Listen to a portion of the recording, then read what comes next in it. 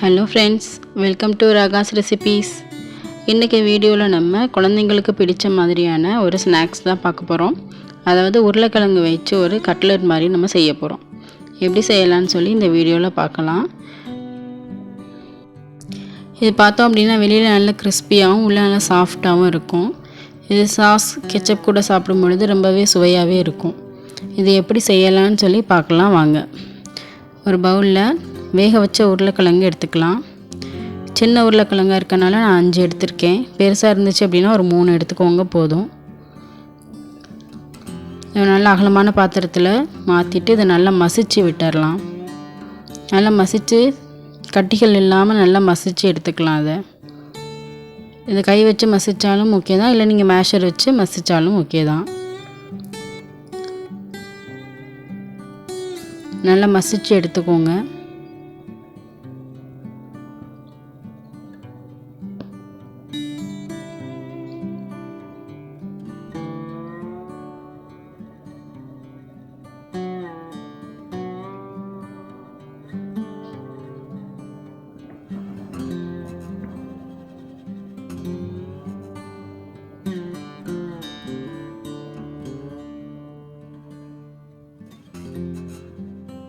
இந்த மாதிரி நல்லா மசிச்சு எடுத்துட்டு, கட்டிகள் இருக்கக்கூடாது.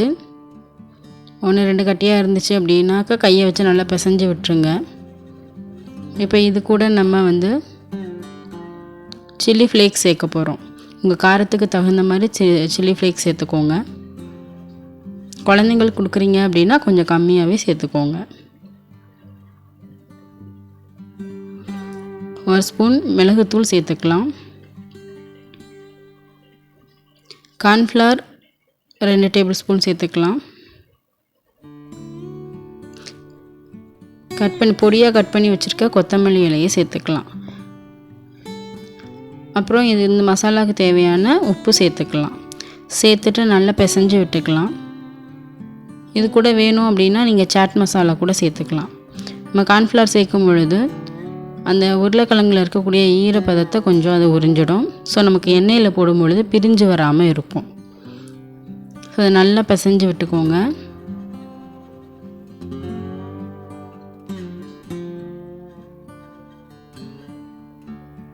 இதில் உங்களுக்கு காரம் தேவைப்பட்டுச்சு அப்படின்னா சில்லி ஃப்ளேக்ஸ் பதிலாக நீங்கள் சில்லி பவுடர் கூட சேர்த்துக்கலாம். இதை நல்லா பிசைஞ்சு விட்டுட்டு சின்ன சின்ன உருண்டைகளாக பிடிச்சு வச்சுக்கலாம்.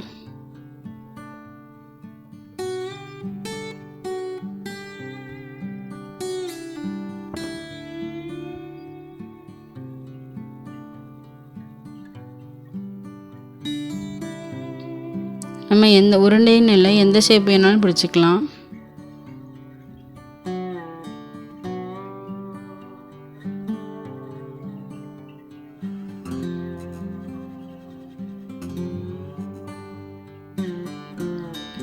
இந்த மாதிரி நம்ம எல்லாமே ரெடி பண்ணி வச்சுக்கலாம்.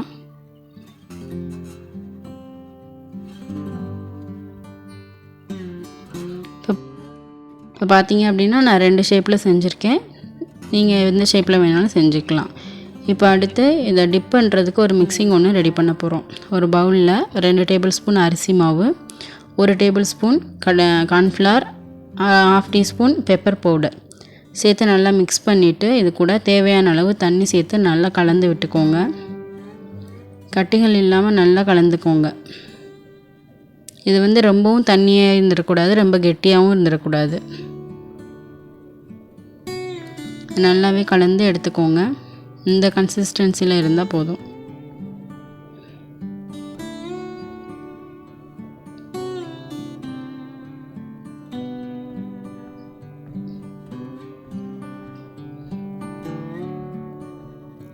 இப்போ பார்த்திங்கன்னா நம்ம செஞ்சு வச்சுருக்கக்கூடிய அந்த டிப்பிங்கில் இந்த கட்லெட்டை போட்டு ஒரு தடவை டிப் பண்ணி எடுத்துக்கலாம். ரொம்ப நேரம் ஊற வைக்க வேண்டாம்.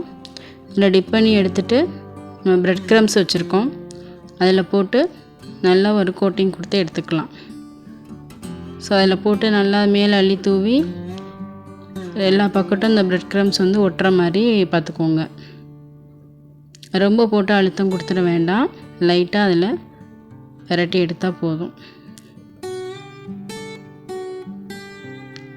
இந்த மாதிரி எல்லாத்தையும் நம்ம ரெடி பண்ணி வச்சுக்கலாம். இப்போ அடுப்பு ஆன் பண்ணி ஒரு பேனில் ஆயில் விட்டுக்கலாம். ஆயில் நல்லா ஹீட் ஆனதும் நம்ம ரெடி பண்ணி வச்சுருக்கக்கூடிய அந்த கட்லெட்டை போட்டு பொரித்து எடுத்துக்கலாம். ஆயில் வந்து மீடியம் ஹீட்டில் இருக்க மாதிரி பார்த்துக்கோங்க. ஓவர் ஹீட் ஆகிடுச்சு அப்படின்னா போட்டதும் வெளியில் வந்து கருப்பாக போயிடும், கருகிடும், உள்ளே இருக்க வந்து அப்படியே வேகாமல் இருக்கும். ஸோ மீடியம் ஃப்ளேமில் வச்சே குக் பண்ணுற மாதிரி பார்த்துக்கோங்க. 2 பக்கமும் திருப்பி போட்டு நல்லா குக்காக விடுங்க.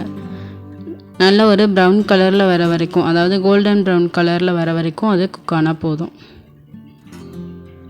இப்போ பார்த்தீங்க அப்படின்னா நல்லாவே கலர் சேஞ்ச் ஆகிட்டு வருது.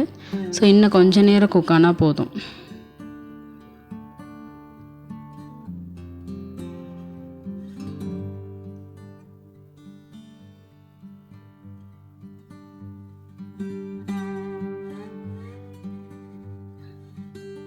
இப்போ சம்மர் ஹாலிடேஸ் போயிட்டுருக்கு இல்லையா? ஸோ இந்த டைமில் நீங்கள் இந்த மாதிரி ஸ்நாக்ஸ் செஞ்சு கொடுக்கும் பொழுது குழந்தைங்க ரொம்ப விரும்பியே சாப்பிடுவாங்க.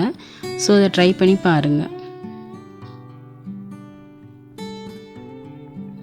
பார்த்தீங்க அப்படின்னா நல்லாவே வெந்துருச்சு, வெளியில் நல்லா கிறிஸ்பியாகவும் இருக்குது. ஸோ இந்த டைமில் நம்ம அதை எடுத்துடலாம்.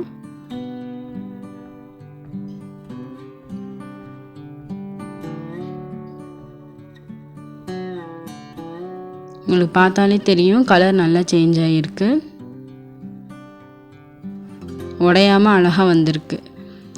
ஸோ அந்த மாவில் நனைச்சிட்டு நம்ம ப்ரெட் க்ரம்ஸில் போடும்பொழுது இதே மாதிரி நமக்கு கிடைக்கும், உடையாமல் கிடைக்கும். இதே போல் நம்ம செஞ்சு வச்சுருக்கக்கூடிய எல்லா கட்லெட்டையும் நம்ம நல்லா பொரிச்சு எடுத்துக்கலாம். உங்களுக்கு இவ்வளோ ஆயிலில் டீப் ஃப்ரை பண்ண விருப்பம் இல்லை அப்படின்னா நீங்கள் ஆயில் லைட்டாக போட்டுட்டு தவா ஃப்ரை மாதிரி கூட நம்ம பண்ணி எடுத்துக்கலாம். இதே போல் எல்லாத்தையும் நம்ம பொரித்து எடுத்துப்போம்.